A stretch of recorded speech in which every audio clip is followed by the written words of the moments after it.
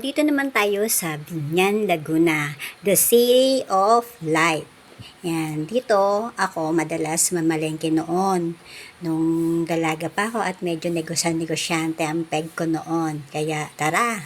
Dahil matagal akong hindi nakapasyal dito sa Biñan, Laguna, tara samahan niyo akong ikutin uli ang Biñan, Laguna. Dito kami sa Biñan Palengke. Alas 3 ng madaling araw. Kasaan ka pa dito? At si Isang. Ayun si Isang.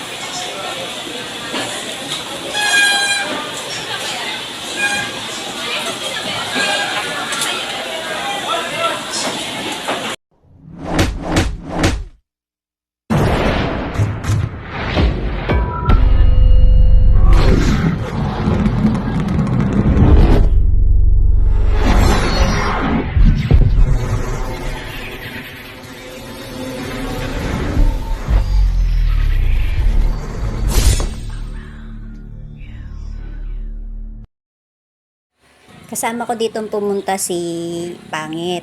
Kasi ginawa, nag-service kami, yung tricycle namin papunta dito kasi nga mamimili si Ann. Tapos si Isang, tsaka yung kapatid ko sumama rin para may kasama magbuhat.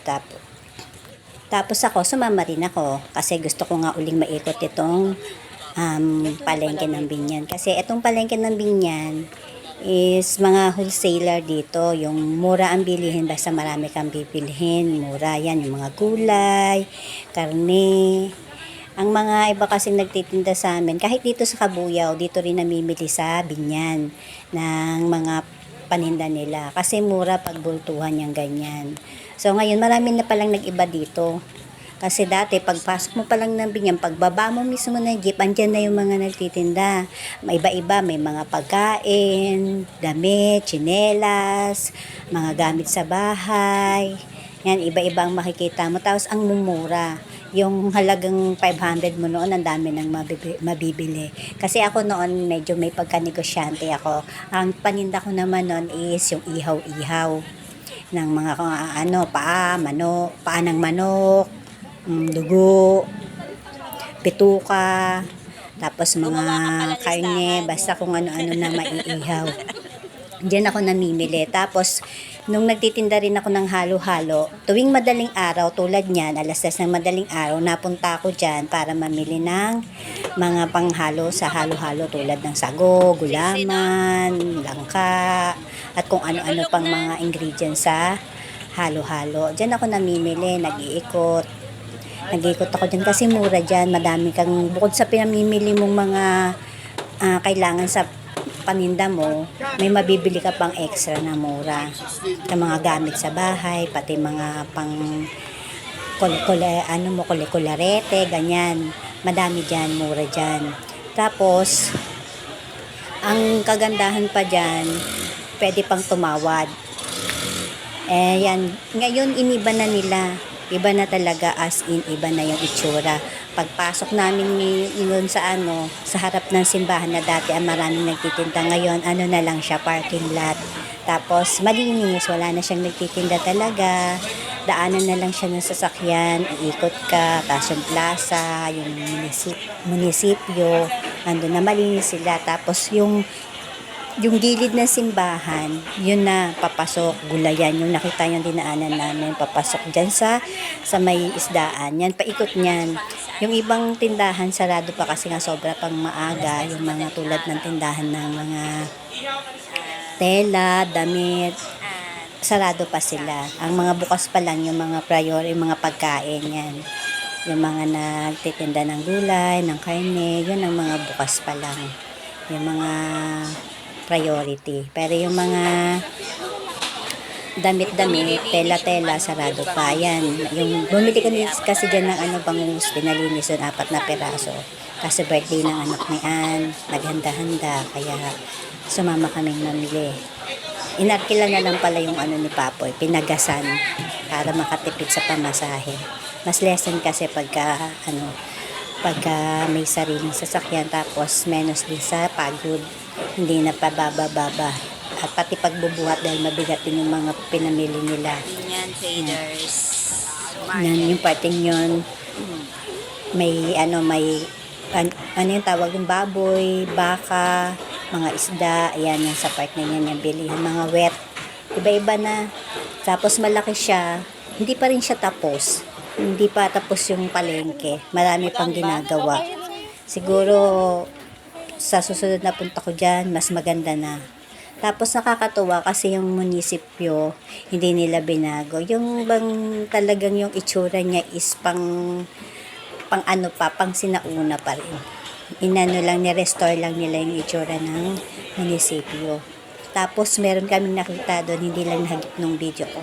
Yung nagbabantay sa plaza is nakasuot pa siya ng ano, yung kasuotan Pilipino, yung red na pants, tapos white, tapos merong panyo sa leeg. Ganun yung itsura nung nagbabantay sa plaza. Cultural ba yun? Cultural yung damit, ganun. Kasi ayan, yung mga kariton na kahoy, yan ang ginagamit ng mga nagbubuhat. Kung mabigat ang bibilin mo at marami, yan, pwede kang mag-alkila sa kanila. Diyan nila ilalagay yan. Kung saan yung sasakyan mo, ihatid ka nila. Yan na nga yung kapatid ko, nagbubuhat. Mabigat pala yan at medyo nasugatan siya kasi may stick. Kaya tinulungan ko na siya dyan nung papalit na kami. At mabigat pala. Dahil ang inyong mami kulit is nag-aano lang, nagbibideo lang. Talagang sumama lang ako para mag-ikot kasi ngayon na lang talaga uli ako nakapunta dyan. Tapos ayan, namili sila ng namili. Yung second na ikot nila na may nalimutan sila, medyo hindi na ako sumama nun kasi nakakapagod din, tsaka walang kasama si Papoy sa tricycle para hindi mailang, kaya sinamahan ko na. Hindi na rin sumama tong kapatid kong si Jean, sinamahan na rin niya kami. Ang bali, ang bumalik na lang dito sa loob ng palengke uli ay si Isang tsaka si Ann. Ayan. Pasensya na at yung paalang nilang nakikita kasi pinapakita ko dyan yung mga panipaninda na mabibili dito sa Binyan. Medyo marami pa kayong hindi nakita kasi nga marami pang nakasara.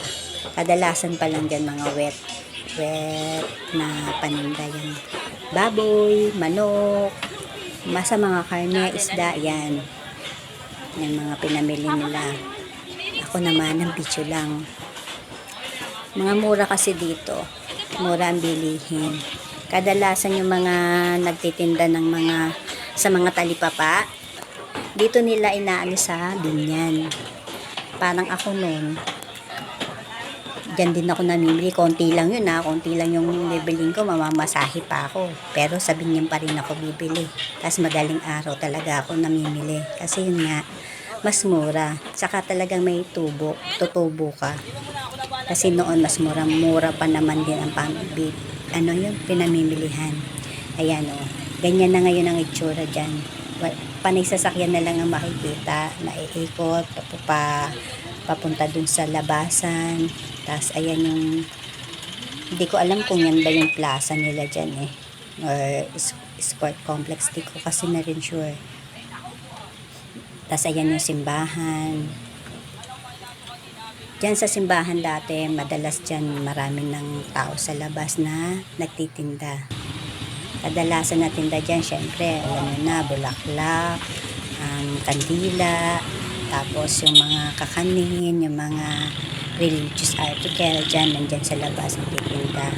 Meron pa dyan, may sasabit na lang sa'yo. Sasabit na lang sa'yo sa damit mo, tapos yung pala may baya. Kaya ingat kayo sa mga ganun. Hindi lang naman dito sa Binyan ganyan, marami din sa ibang lugar.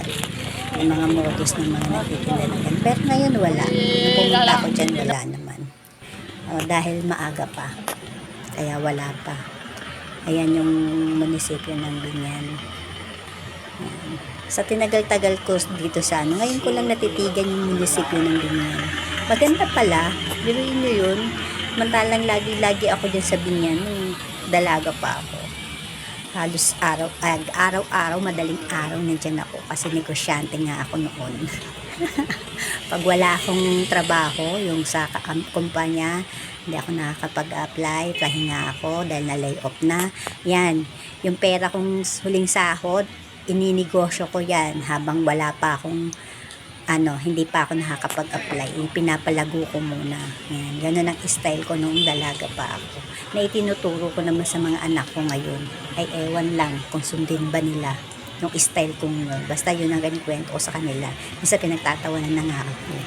Pero okay lang kahit pinagtatawanan nila, lalo na ni Bruha at ni Soy. At least ang mami nila, negosyant. Ay, tawag dito, business minded talaga noon pa ng bata-bataan ko. O, diba? Sana mamana nila yun, no? So, eto na nga.